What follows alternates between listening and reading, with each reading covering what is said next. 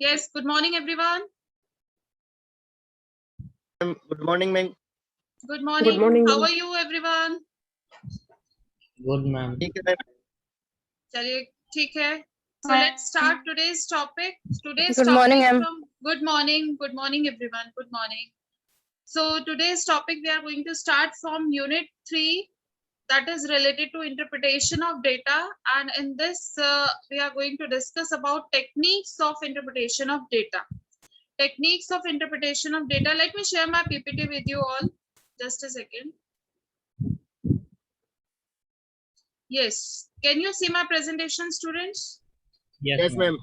Yes, sir. Okay, thank you. Now, techniques of data interpretation और आंकड़ों को एकत्र करने की या उसके बाद आप उनकी व्याख्या करते हैं. सो इंटरप्रिटेशन करने के लिए किस तरह की टेक्निक चाहिए होती है या किस तरह की प्रविधियां जिनको हम हिंदी में बोलते हैं. Students try to understand in both languages. Okay, so interpretation is something that is actually giving a platform to your research, that is giving a conclusion to your research, what you have done. Okay, so the task of interpretation is not an easy job. If you think that this is an easy job, बहुत easy है, ऐसा नहीं है. Rather it requires great skill and dexterity on the part of researcher. Dexterity क्या होती है मैं आपको बताती हूँ. Dexterity होती है एक ऐसी skill जो कि performing skills होती हैं और उनको basically हाथ से किया जाता है, दिमाग से किया जाता है. So this is called dexterity. So dexterity skill होनी चाहिए, ग्रेट स्किल्स होनी चाहिए. अगर आपको अपनी प्रेजेंटेशन को, अगर आपको अपनी इंटरप्रिटेशन को बहुत अच्छे से आपको अभिव्यक्त करना है, so this is something आप अपनी पूरी रिसर्च कर लीजिए. लेकिन अगर आपको ये टेक्निक नहीं आई कि किस तरह से आप अपने इंटरप्रिटेशन करेंगे, अपने कंक्लूजन्स की, अपनी फाइंडिंग्स की, सो आपका किया हुआ काम भी ना स्टूडेंट्स वो इतना इफेक्ट नहीं डालता. That is not so much effective. समझ रहे हैं आप बात को? Are you understanding? Yes, ma'am. Okay, so interpretation is an art that one learns through practice and experience, and it is not like that suddenly you are going to start interpreting the things in a very nice way. It actually requires a practice and experience also. Experience of doing something will make you enable to do more good things. So आप जब एक बार अपनी चीजों को बहुत अच्छे से अभ्यास में लेकर आएंगे, आप अपने किसी डेटा को, किसी टेबल को आप इंटरप्रिटेशन करना शुरू करेंगे, व्याख्या करना शुरू करेंगे, तो शुरू में आपको बहुत दिक्कत भी आएगी, परेशानी भी आएगी, but gradually you will come to know अब तो ये हमारा बहुत इजी सा टास्क हो गया. ये बहुत हमारा मतलब एक ऐसा टास्क हो गया कि जिसको हम आसानी से कर सकते हैं. फिर तो डेटा देखते ही आपको लगेगा कि okay yes I can do it. So interpretation is an art that one learns through practice and experience. That the researcher may at times seek the guidance from experts for accomplishing the task of interpretation. And definitely experts का role है, आपके supervisors का role है, इसमें आपके खुद के दिमाग का तो है ही है, लेकिन आपके एक्सपर्ट्स का जो कि आपसे ज्यादा एक्सपीरियंस्ड है, प्रैक्टिस्ड है, उनका रोल बहुत ज्यादा इम्पोर्टेंट होता है. सो आपको ये चीज ध्यान रखनी है स्टूडेंट्स कि जब आप इंटरप्रिटेशन करने लगोगे, आपके पास रॉ डेटा जब आया, आपने स्टैटिस्टिकल ट्रीटमेंट उसको दिया, ट्रीटमेंट देने के बाद आपके पास पूरे फैक्ट्स आपके सामने आ गए. Now you have gain the knowledge कि आपके पास क्या चीजें हैं. सो लेकिन उसकी सही व्याख्या करना आना चाहिए. Okay, so this is technique of interpretation's importance, that it is very very important, and it is actually a great skill and dexterity on the part of researcher. The technique of interpretation often involves the following steps. So what are the steps? Let's see one by one.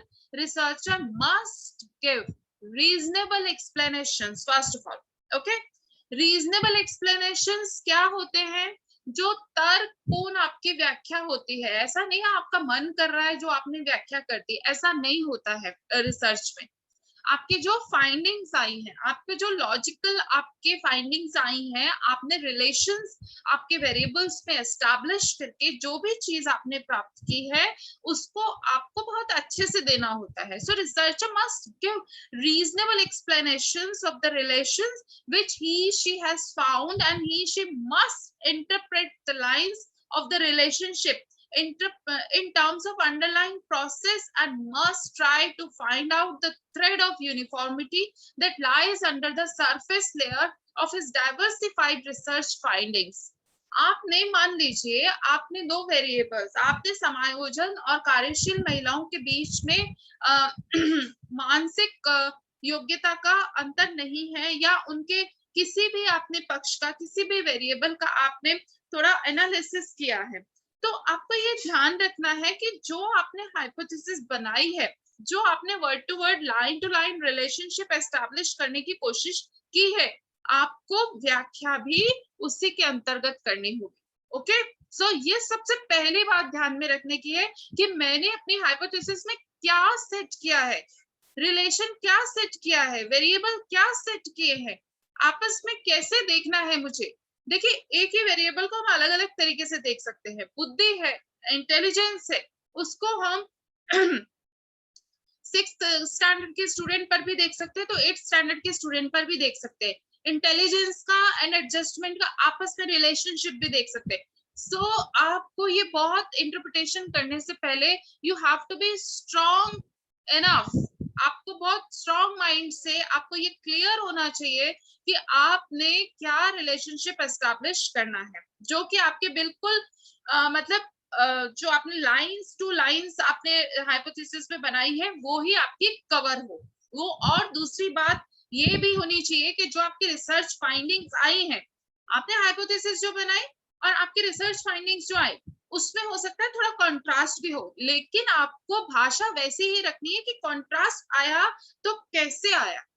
Okay, so this is something you must understand कि मेरी व्याख्या जो है, मेरी interpretation जो है, मेरे निष्कर्षों को और मेरे हाइपोथेसिस को, परिकल्पनाओं को, मेरे चरों को पूरे सही सिद्ध करे या उनको एक न्याय प्रदान करे. क्योंकि हमने इतना रिसर्च का काम किया, अब उसके बाद हम इसको इजीली नहीं ले सकते. अंडरस्टैंडिंग स्टूडेंट्स, समझ में आया? Yes, everyone. Mute Yes, है. ma'am. Okay. In fact, this is the technique of how generalization should be done and concept should be formulated. Now, one thing you should always remember, students, that when you are interpreting the things, आप जब कर रहे हो explanation, तो आपने अपना जो conclusion निकाला है, that is on one sample. ठीक है? आप पूरी पॉपुलेशन को स्टडी नहीं कर सकते, इसलिए आपने थोड़ा सा पॉपुलेशन, आपने सैंपल लिया. सैंपल लेने के बाद आपने उस पर अपना डेटा कलेक्ट किया. अब डेटा कलेक्ट करने के बाद इट इज नाउ, जब आप स्टैटिस्टिकल ट्रीटमेंट दे देते हैं, आपको नॉलेज हो जाती है कि ये फैक्ट्स है, आपके कंक्लूजन निकल आते हैं, तो आप उस कंक्लूजन को पूरी पॉपुलेशन पर जनरलाइज करते हैं. आप समझ रहे हैं मेरे पॉइंट को? पूरी पॉपुलेशन, पूरी जनसंख्या पर जनरलाइज करते हैं. तो ये आपको ध्यान रखना है हमेशा इस चीज का कि इस तरह की टेक्निक से आप इंटरप्रिटेशन कीजिए अपने डेटा का कि आपको अपनी पॉपुलेशन के बारे में भी जनरलाइजेशन करना जरूरी हो जाए. ओके, ऐसा नहीं है कि सिर्फ सैंपल तक ही आप सीमित रहें, आप इस तरह की भाषा भी निर्मित कीजिए. Then extraneous information, if collected during the study, must be considered while interpreting the final results of research study, for it may prove to be a key factor in understanding the problem under consideration. एक चीज बहुत ध्यान में रखिए, जब हम research करते हैं तो कभी कभी ऐसा नहीं होता है कि जैसा हमने प्लान किया वैसा ही पूरे रिसर्च फैक्टर सारे हमारे सामने आ जाए, या जैसे कंक्लूजन हमने एक्सपेक्ट किए थे वैसे ही सामने आ जाए. कुछ रिसर्च करते करते, अभी जैसे आप कोविड की अगर हम जैसे बात करें, we all are talking about you कि डिसर्टेशन में आप लोग कोविड से रिलेटेड आप रिसर्च कीजिए, बिकॉज ये बहुत बहुत अभी इम्पोर्टेंट एक पीरियड हो गया जिसमें कोविड के दौरान एजुकेशन में बहुत इफेक्ट पड़ा है. सो इस चीज को आप ध्यान रखिए कि आपको इस इसको करते करते भी ऐसी बहुत सारी बातें आपको प्राप्त होंगी, बहुत सारी इंफॉर्मेशन प्राप्त होंगी जो कि आपने पहले प्लान नहीं की थी। सो जितनी भी बाहरी आपको इंफॉर्मेशन प्राप्त होती है, एक्स्ट्रान्यूअस इंफॉर्मेशन प्राप्त होती है, उन सब को आप फाइनल रिजल्ट जब बनाते हैं उसमें इंक्लूड कीजिए, उसको बाहर मत कर दीजिए, बिकॉज वो आपके इंटरप्रिटेशन में बहुत जरूरी है। आप अभी बिल्कुल अभी मान सकते हैं इस चीज को कि कोविड के दौरान तो बहुत सारी चीजें अभी वैसे ही हमारी रिसर्च में आ चुकी हैं। Everyone please on your video. So this is something extraneous information if collected during the video must be considered while interpreting the final results of research study, for it may prove to be a key factor in understanding the problem while consideration. So it will enable you to understand the problem in a more dimensional way, more perfect way. Okay students, इतना समझ में आया? चले आगे. Yes students. Yes, ma'am. Okay, thank you for the feedback.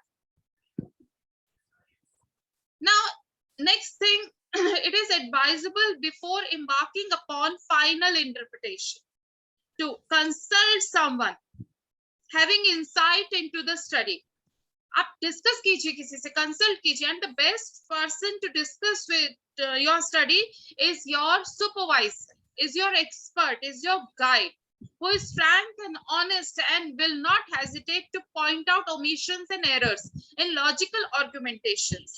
कभी कभी क्या होता है, रिसर्चर को लगता है कि I have done so much hard work, अब मैंने इतना सारा लिख लिया, अब मैंने ये सब कर लिया, ठीक है इसको जाने दो, अभी कोई प्रॉब्लम नहीं, हमें अभी मैं इससे ज्यादा नहीं कर सकता, एक मतलब फैटिग जैसा आपको फील होगा रिसर्च करते समय.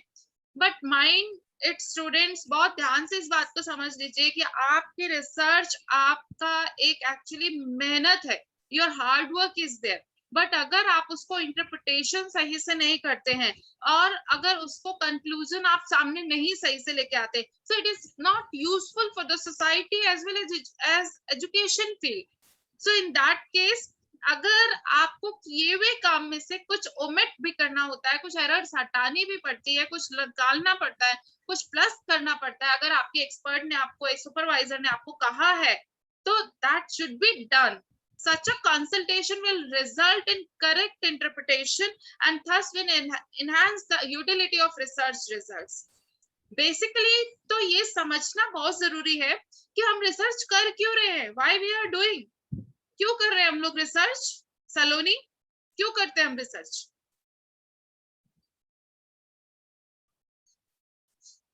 सलोनी, your mic is mute. क्यों करते हैं हम लोग रिसर्च? समस्याओं का समाधान करने के लिए, ढूंढने के लिए, okay. समस्याओं का समाधान. और समस्याओं का जब हम समाधान कर लेते हैं योगेंद्र, तो उसके बाद वो उसके समाधान किसके काम आते हैं? वो बाद में अगर जो जनरेशन होती है, सोसाइटी होती है, उनको वो काम आ जाते हैं कि ये अगर ये समस्या आती है तो हम इसमें ये समाधान देख सकते हैं.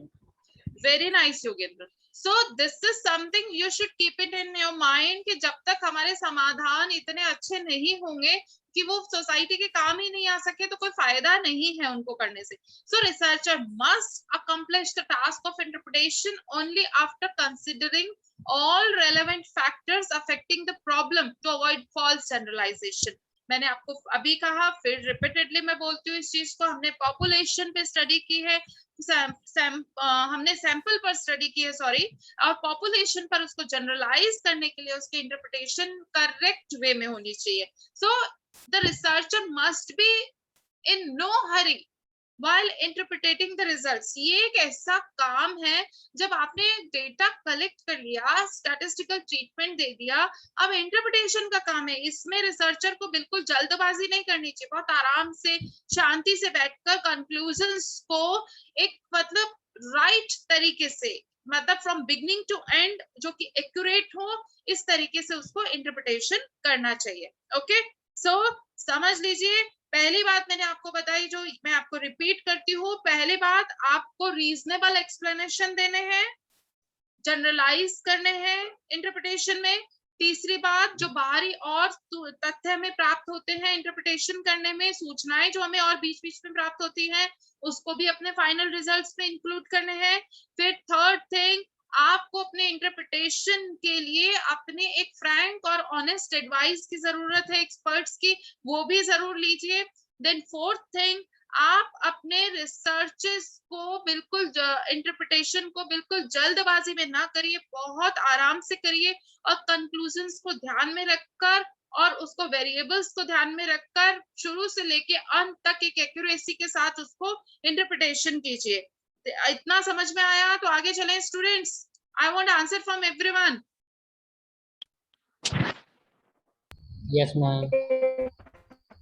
Okay, now this is very important precaution in interpretation. This is your next topic also I'm covering in your unit 3rd, precaution in interpretation। क्या क्या बातें हैं ऐसी जो आपको व्याख्या करने के दौरान, अपने रिजल्ट्स को जब आप व्याख्या करते हैं उस दौरान आपको ध्यान में रखनी है। So one thing is that one should always remember that even if the data are properly collected and analyzed, wrong interpretation would lead to inaccurate conclusions। सब चीज आपने बहुत अच्छे से कर ली है, आपने डेटा भी कलेक्ट बहुत अच्छे से कर लिया, आपने जहां जाना था एजुकेशनल इंस्टीट्यूशंस और एनीवेयर, आपको जहां से अपना डेटा कलेक्ट करना था, you have done it. Statistical treatment भी दिया आपने, एनालिसिस भी किया। अब जब इंटरप्रिटेशन की बारी है तो इंटरप्रिटेशन में अगर आप इनएक्यूरेसी रखते हैं तो आपके कंक्लूजन सब खराब हो जाएंगे। इसीलिए फिर से रिपीट करती हूँ अपनी बात, there should not be hurry in doing the interpretation, it takes time but it should be done in a proper way. So ध्यान रखिए कि आपकी रॉन्ग इंटरप्रिटेशन आपके कंक्लूजन्स को गलत कर देगा। आप किस तरह से अपने hypothesis, variable, independent, dependent variable के बीच में रिलेशन एस्टैब्लिश करके और आपने जो टेस्ट टूल लगाया है उसको आप जस्टिफाई करके किस तरह से आप अपना कंक्लूजन, आप इंटरप्रिटेशन कर रहे हैं, दैट इज वेरी इंपॉर्टेंट। तो आप ध्यान रखिए इस चीज का कि रॉन्ग इंटरप्रिटेशन हमें नहीं करनी है, उससे बचना है। Then it is therefore absolutely essential that the task of interpretation must be accomplished with patience। Patience बहुत चाहिए इसमें, ठीक है? कितने लोगों में पेशेंस नहीं है भाई, ये बता दो मुझे। इंटरप्रिटेशन जब करेंगे अपने डेटा की, पहले ही बता दो।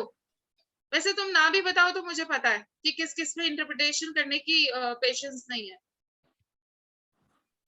किसमें नहीं है? सब में है क्या पेशेंस? यस स्टूडेंट्स, सब में। स्वयं मूल्यांकन कैसे करें वो बताओ पहले। किसका मूल्यांकन करना है योगेंद्र? स्वयं का मूल्यांकन इंसान कैसे करे वो बताइए। Introspection, right, judgement of right and wrong, क्या सही है क्या गलत है, your conscious will tell you. Ma'am स्वयं को तो सब सही लगता है ना, जब हम कर रहे हैं वो तो सही ही है। वो आपका आपका एक एक्चुअली ईगो पॉइंट है जो आपको सेटिस्फाई करता रहता है अपने आप को, मैं सही हूँ, मैं सही हूँ। But always differentiate. हम आज हम छोटे बच्चों को भी सिखाते हैं राइट एंड रॉन्ग के बीच में डिफरेंस। राइट एंड रॉन्ग वाली चीज पर अगर जाएंगे, दूसरों को भी समझेंगे और उसके बाद फिर अपने विचारों को आप फिल्टर करेंगे तो you will be able to know about yourself. Ma'am कभी कभी ऐसे भी होता है ना, जैसे हम बहुत उच्च पद पर आ जाते हैं तो फिर हमको तो ये लगता है जो डिसीजन हम ले रहे हैं वही सही है। Please repeat. तो फिर कभी कभी हम जैसे कोई उच्च पद पर आ जाते हैं, मतलब हायर पोजीशन पे आ जाते हैं, फिर उसके बाद तो लगता है जब हम यहाँ तक आए तो जो हम डिसीजन लेंगे वो सही ही होगा, फिर वहां पे तो मूल्यांकन स्वयं का हो नहीं पाता। योगेंद्र कभी कभी I know what you are trying to tell me, but I just want to tell you that it is not easy to step in anyone else's shoes। आप जब दूसरे की जगह पर जाकर आप पूरा सोचोगे तो शायद कुछ पॉइंट्स को जस्टिफाई कर पाओगे। I don't say कि आप हमेशा राइट और रॉन्ग में आप हमेशा राइट ही राइट आप देखना हो, आपको रॉन्ग भी जरूर आप देखेंगे, दैट इज योर विजन, आप किस तरह से देखते हो। बट ऐसा नहीं हो सकता ना कि अगर दूसरा व्यक्ति कोई रॉन्ग ही किए जा रहा है तो आप अपना जो इंटरप्रिटेशन है उसको रॉन्ग ही कर दो पूरा. In what way? Then what about the terms adjustment, intelligence, cooperation, coordination? In terms का क्या होगा? Yes, please.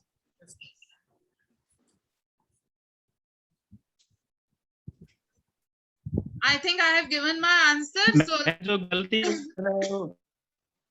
yes, Pradeep. Ma'am गलती कर रहा है तो उनकी विवेक बुद्धि से भी काम कर सकते हैं ना अपन. Pradeep, your voice is not audible properly.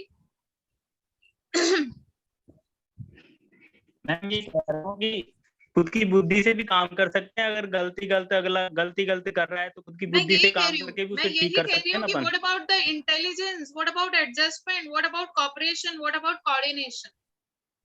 ये चीजें भी तो है ना कुछ. तो क्या पता अपन जो ठीक करें उनके समझ में आ जाए. Okay, so interpretation को टॉपिक को precautions को कंटिन्यू करते हैं. For correct interpretation, what you should do. So researcher must pay attention to the following points for correct interpretation. Correct interpretation होएगी first. At the outset, researcher must invariably satisfy himself. आप ये देखिए वही बात है, आप अपने आप को satisfy करिए. The data are appropriate. पहले इस बात को satisfy करिए कि आपका डेटा जो है करेक्ट है, आप करेक्ट चल रहे हैं, ट्रस्टवर्दी है आपका data, and adequate for drawing inferences. जो रिजल्ट्स निकालने हैं आप उसको निकालने के लिए आप करेक्ट डेटा चूज कर रहे हैं. So your approach should also be in a very honest way. Okay, so number one is that thing, your data should be appropriate, trustworthy and adequate. एक उचित, विश्वास करने लायक और बिल्कुल उचित तरीके से आपका निष्कर्ष निकले ऐसा डेटा आपको कलेक्ट करना है. मैनिपुलेशन करेंगे, मन में आप बेईमानी रख के कि मेरा काम कोई और कर दे और मैं अपना इंटरप्रिटेशन कर लूं, ऐसा पॉसिबल नहीं है सही इंटरप्रिटेशन करना. The data reflect good homogeneity. Homogeneity is something, सामंजस्य जो हम बात करते हैं कि आपका जो डेटा है वो पॉपुलेशन, आपने जो सैंपल से जो आपने रिजल्ट्स निकाले वो पॉपुलेशन पर भी अप्लाई होना चाहिए. The proper analysis has been done through statistical methods. Statistical treatment देना चाहिए सभी डेटा को एनालिसिस करने के बाद, कैटेगराइजेशन के बाद. The researcher must remain cautious about the errors that can possibly arise in the process of interpreting the results. ऐसा कभी भी एक रिसर्चर को नहीं सोचना चाहिए कि मेरा जो डेटा एनालिसिस मैंने किया उसके बाद इंटरप्रिटेशन किया, दैट्स परफेक्ट. आप उम्मीद करिए आपके डेटा में एरर हो सकती है. आप अगर ये उम्मीद करेंगे एरर हो सकती है तो डेफिनेटली आप मान के चलिए कि आपके जो फाइंडिंग्स है, रिजल्ट्स है, रिसर्च का आपका करने का जो उद्देश्य है, that will be solved. So ये चीज हमेशा ध्यान में रखिए कि you should remain conscious about the errors. Then errors can be due to false generalisation. Maybe आपने जनरलाइजेशन फॉल्स किया है, गलत जनरलाइजेशन किया है. That may be the reason.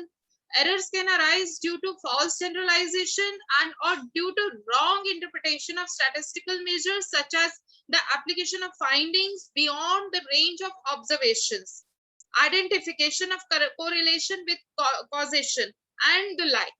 So you must think students कि आपने जो डेटा, आपने जो आंकड़े लिए, आपने उन आंकड़ों को एक सांख्यिकीय माप से आपने अपने टेस्ट डाल के काई स्क्वायर लिया, टी टेस्ट लिया, आपने परसेंटेज निकाला या आपने कंटेंट एनालिसिस किया, आपने किसी भी तरह का उसको स्टैटिस्टिकल मेजर दिया, आपने एक रेंज ऑफ ऑब्जर्वेशन जो निकाली और आपने कोरिलेशन, कॉजेशन अपने वेरिएबल्स के बीच में जो सही से निकाला, वो देखना बहुत बहुत जरूरी है.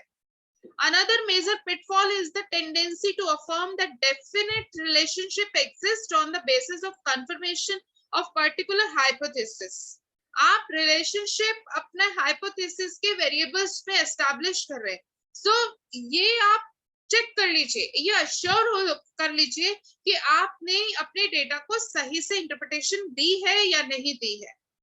Then researcher must remain vigilant. बिल्कुल सतर्क होना चाहिए उसको.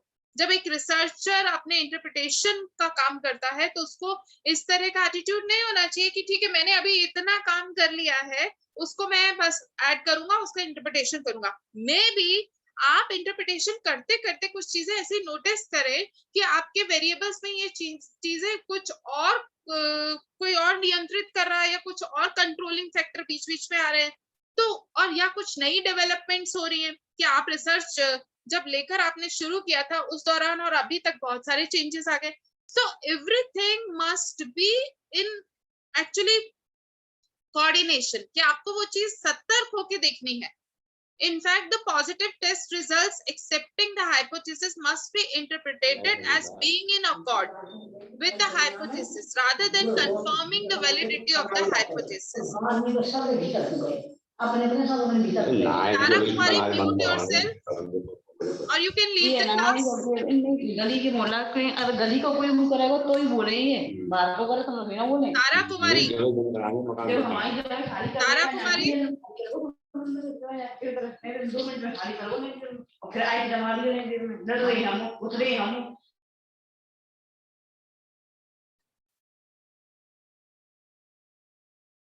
this shows कितने अलर्ट और कितने अच्छे से आराम से आप क्लास अटेंड कर रहे हैं। This shows this is something right and wrong के बीच में डिफरेंस। क्लास चल रही है, आपने ऑन किया है Zoom, what is right and what is wrong you know better.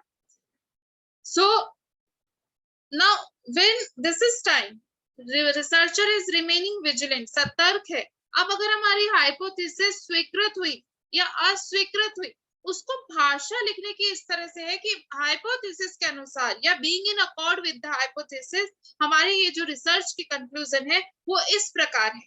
ठीक है, सो ये एक तरीका है आपकी हाइपोथेसिस को टेस्ट करने के बाद उसकी व्याख्या करने का। The researcher must remain vigilant about all such thing so that false generalisation may not take place. False generalisation होता है गलत तरीके से आप सामान्यकरण कर देंगे किसी निष्कर्ष का, तो वो बहुत आपको बाद में प्रॉब्लम देंगे। प्रॉब्लम किस तरह से देंगे कि आपने जो पूरी रिसर्च की, जब आप उसको फिर वाइवा में आप प्रेजेंट करेंगे तो आप उसको किस तरह से जस्टिफाई करेंगे। आपकी जो इंटरप्रिटेशन है आपकी रिसर्च की जान है।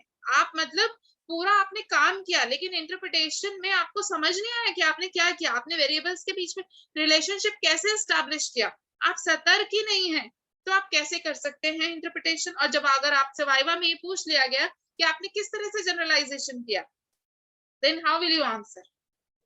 So it is very very important to interpret the things in a proper way. The researcher should be well equipped with and must know the correct use of statistical measures for drawing inferences concerning his study.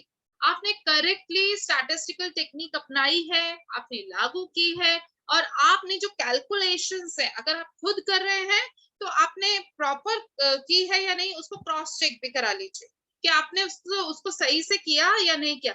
अगर आपने खुद नहीं की है, computerised की है, even then you make it sure कि आपने जो वैल्यूज कंप्यूटर में फीड की, आपने जो फॉर्मूला सेट किए तो वो भी प्रॉपरली सेट हुए या नहीं हुए।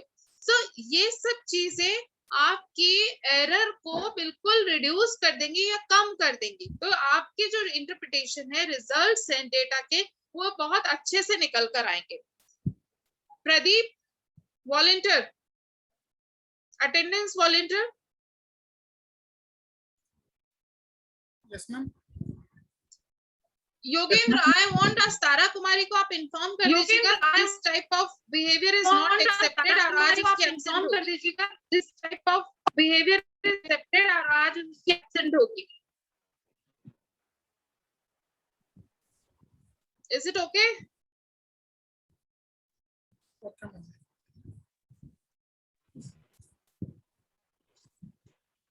Now, next, researcher must always keep in view that the task of interpretation. Please mute yourself because my voice is echoing.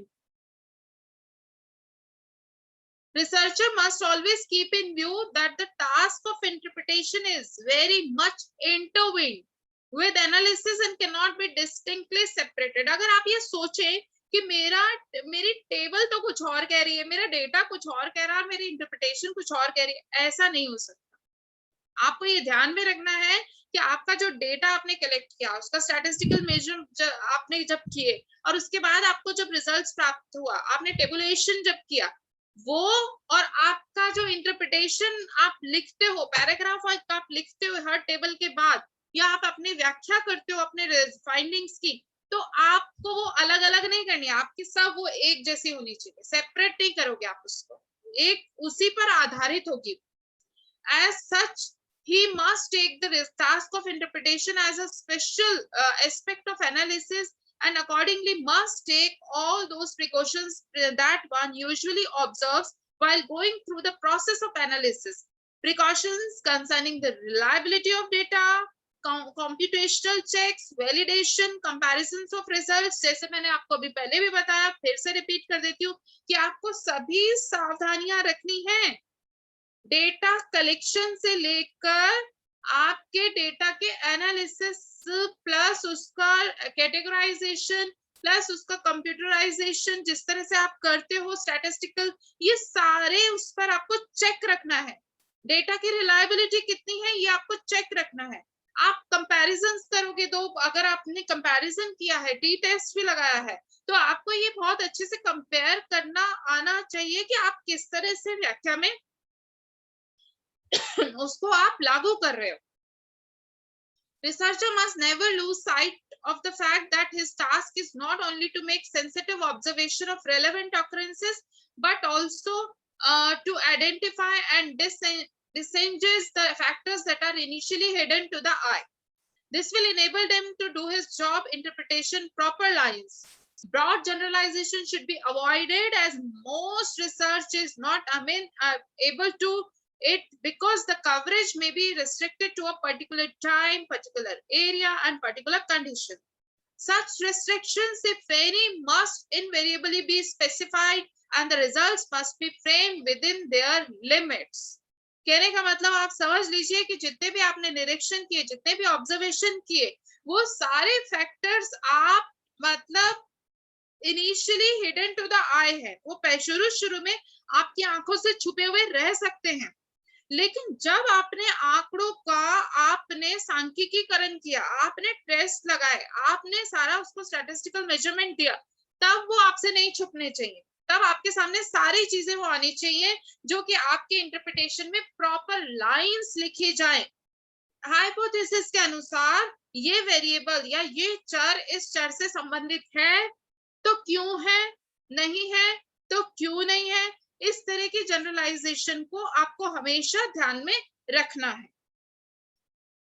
Students, now I'm stopping sharing my screen and it is quiz time. आप लोग मुझे कुछ प्रश्नों के उत्तर देंगे। आप लोग सभी वीडियो ऑन कर लीजिए, जितना मैंने पढ़ाया है आप लोग सभी उसके प्रश्नों के उत्तर देंगे मुझे। Yes, everyone. Ready? Ready or not?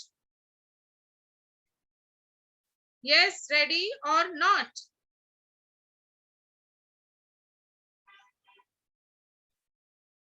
Ready or not? Answer दीजिए, अनम्यूट कीजिए अपने आप को। Shanti, yes or no?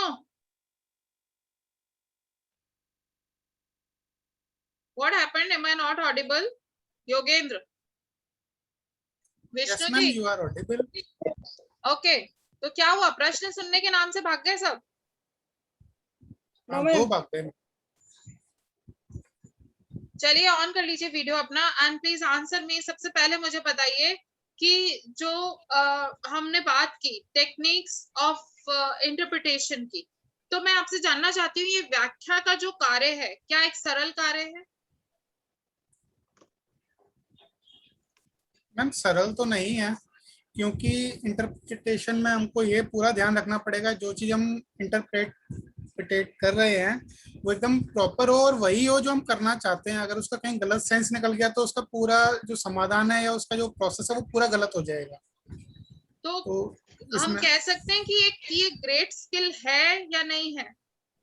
ये ग्रेट स्किल ही है किसी भी चीज को। Okay, yes please. अब मुझे ये बताइए कि जब हम डेटा को इंटरप्रिटेशन हम जब करते हैं, जब डेटा इंटरप्रिटेशन जब की जाती है, तो सबसे इंपॉर्टेंट 2 चीज आपके क्या काम में आती है? एनी 2? मैंने आपको बताया है क्लास में, जिसके बिना आप अपना इंटरप्रिटेशन का टास्क नहीं कर सकते। What are those 2 important things?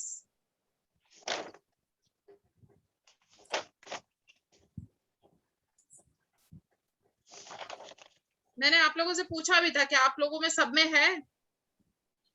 Ma'am एक तो पेशेंस होना बहुत जरूरी है उसके लिए, राइट। जो टास्क, और और दूसरी चीज, दूसरा हम जिसका डेटा कोई और भी बोल रहा है, Pradeep has on his, Pradeep बोलेगा तो फिर कोई और नहीं बोल सकता ना, इको होती है आवाज। Yes Pradeep, answer. What are those 2 things? क्या है वो 2 चीजें जो बहुत जरूरी है जब आप डेटा इंटरप्रिटेशन करते हैं? What are those 2 things? क्या है वो 2 चीजें जो बहुत जरूरी है जब आप डेटा इंटरप्रिटेशन करते हैं? रेखा मीना, शांति, इंद्रराज, खेमचंद, आंसर। ज्योति महावर। मैम एक तो हाइपोथेसिस और एक डेटा। मैंने क्या बताया? आपने क्लास में ध्यान से नहीं सुना। मैंने क्या बताया? Ajay. Yes, ma'am. I will not repeat my question. I have repeated it 3 times. Yes, please tell me. Vishnu ji. Yes, ma'am. Yes, please.